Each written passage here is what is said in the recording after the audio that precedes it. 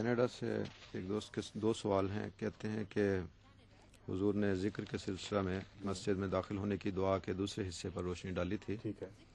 اس دعا کے پہلے حصے بسم اللہ الصلاۃ والسلام علی رسول اللہ کے متعلق خاکسار کا سوال یہ ہے کہ غالباً سوائے کلمہ طیبہ کے کسی اور جگہ خدا تعالیٰ اور رسول کریم صلی اللہ علیہ وسلم کا نام یا ضمیر اکٹھا نہیں کیا گیا.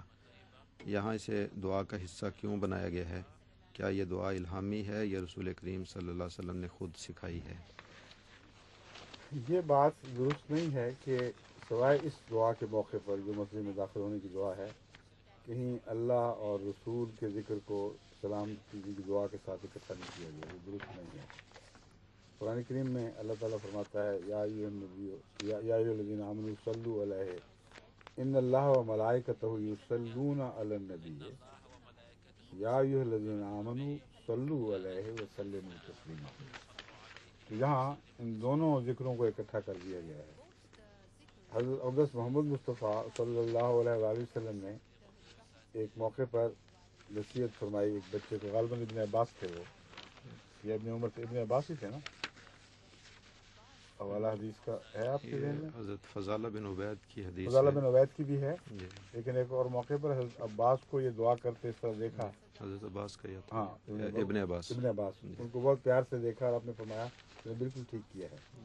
مضمون یہ ہے کہ آپ نے فرمایا کہ دیکھو دعا جب کرنی ہو تو پہلے اللہ کی حمد بیان کرو اور پھر مجھ پر درود بھیجو. پھر دعا کرو گے تو وہ دعا زیادہ مقبول ہوگی. بس حضور اکرم نے خود یہ طریق سکھلا دیا ہے. اس لیے یہ کہنا کہ کہیں اور ذکر نہیں ملتا یہ درست نہیں. اسی وجہ سے حضرت اقدس مسیح موعود علیہ الصلوۃ والسلام کو الہاماً یہ دعا سکھائی گئی. سبحان اللہ و بحمدہ سبحان اللہ العظیم اللہم صلی علی محمد و آل محمد. سبحان اللہ و بحمدہ اللہ پاک ہے اپنی تمام حمد کے ساتھ. سبحان اللہ العظیم پاک ہے وہ ذات کس شان کی مالک کتنی عظیم ذات ہے. اللہم صلی علی محمد و آل محمد. اللہ محمد رسول اللہ علیہ وسلم پر بھی سلامتی بھیج اور ان پر رحمت نازل فرما اور آپ کی آل پر بھی. تو یہاں بھی دیکھیں اکٹھے ہو گئے. جہاں تک مسجد کی دعا کا تعلق ہے اس ضمن میں غالباً میں نے ایک جگہ پہلے روشنی ڈالی تھی کہ اس کا اذان کے ساتھ دراصل تعلق ہے. اذان جب ہم سنتے ہیں تو جو دعا اس کے بعد کرتے ہیں اس میں حضرت محمد رسول اللہ صلی اللہ علیہ وآلہ وسلم کے مقام محمود کے لیے دعا کرتے ہیں. اور اس کی وجہ یہ ہے اور وسیلے کا ذکر آتا ہے کہ محمد رسول اللہ وسیلہ بن گئے. اس لیے اے خدا ان کو ہمارا وسیلہ بنا دے. مراد یہ ہے کہ اذان کے ذریعے خدا تعالیٰ سے ملانے کا جو نظام جاری ہوا ہے اس میں محمد رسول اللہ صلی اللہ علیہ وآلہ وسلم نے ایک اہم وسیلے کا کردار ادا کیا ہے. بس اگر خدا کا حقیقی شکر ادا کرنا ہے تو اس بندے کا بھی شکر کرو جس نے تمہیں خدا سے ملایا اور خدا سے ملانے کے سامان پیدا فرمائے. اور اسی لیے وہ دعا ہے اللہم آت محمد الوسیلۃ والفضیلۃ والدرجۃ الرفیعۃ وبث مقاما محمودا الذی وعدتہ.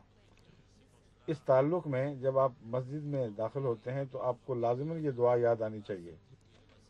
اور مسجد میں داخل ہوتے ہوئے جہاں اللہ تعالیٰ سے رحمت طلب کرتے ہیں وہاں حضرت اقدس محمد مصطفیٰ صلی اللہ علیہ وسلم کے لیے پر درود بھی بھیجتے ہیں اظہار تشکر کے طور پر. اس لیے مسجد میں داخل ہونے کی دعا کے ساتھ اس کا یہ تعلق ہے. انہیں کا دوسرا سوال یہ ہے کہ حضرت مسلم موعود رضی اللہ تعالیٰ عنہ نے تفسیر صغیر کی ابتدا میں جی تحریر فرمایا ہے کہ جب انسان کسی صورت کا کوئی درمیانی حصہ پڑھے تو پہلے اعوذ باللہ پڑھے بسم اللہ نہ پڑھے ٹھیک ہے. کیونکہ بسم اللہ صورت کے شروع میں آتی ہے درمیان میں پڑھنے کی کوئی وجہ نہیں. تو اس سلسلے میں کہتے ہیں یہ جو سوال ہے یہ اور بھی کئی دوست مجھے لکھ چکے ہیں کیونکہ میرا طریق یہ ہے کہ سورت کو جہاں سے بھی شروع کروں اعوذ باللہ کے بعد پہلے بسم اللہ پڑھتا ہوں. میرے نزدیک یہ حضرت مسلم موعود نے جو فرمایا ہے کہ اس کی ضرورت نہیں یہ ایسی مناہی نہیں ہے کہ جو قطعی طور پر انسان کو پابند کر دے کہ نہیں کرنا.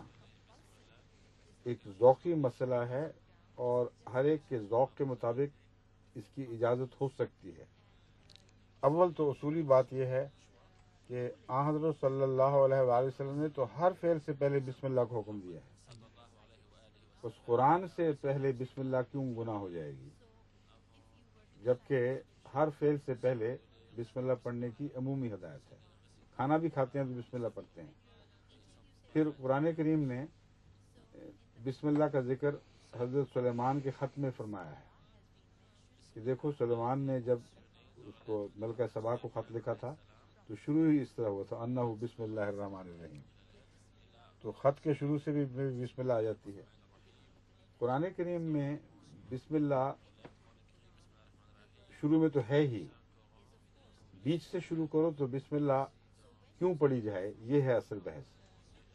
اس سلسلے میں ایک تو میں نے بتایا ہے کہ عمومی برکت کی بات ہے، کوئی نقصان نہیں ہے، کوئی حرج نہیں ہے۔ دوسرے میرے ذہن میں یہ بات ہے، اور ہو سکتا ہے دوسرے فقہا اختلاف کریں، لیکن ذاتی طور پر میں یہی سمجھتا ہوں کہ قرآن کریم کا ہر سورت کے شروع میں ہونا بتاتا ہے کہ ہر سورت کے تمام مضامین کے ساتھ بسم اللہ الرحمن الرحیم کا ایک گہرا تعلق ہے۔ بس اگر آپ شروع سے نہیں کرتے، بیچ سے شروع کرتے ہیں، تو وہ بسم اللہ وہاں سے اٹھا کر ایک آیت کے طور پر پڑھتے ہیں، پھر دوسری آیتیں بھی پڑھ لیتے ہیں۔ اور یہ منع نہیں ہے کہ ایک آیت پڑھ لی جائے اور کچھ وقفے کے بعد دوسری آیت پڑھی جائے، یعنی بیچ میں فرق ڈال کر۔ کل کی بحث میں نے تفصیل سے روشنی ڈالی تھی، حضور اکرم صلی اللہ علیہ وسلم کا طریق بیان کیا تھا کہ حضور صلی اللہ علیہ وسلم بھی بعض دفعہ قرآن کی مختلف آیتیں ایک سورت سے ایک پہلے کی آیت پھر دوسرے کی آیت اکٹھی کر کے پڑھ دیا کرتے تھے، فرق نہیں، بیچ میں وقفہ نہیں ڈالا کرتے تھے۔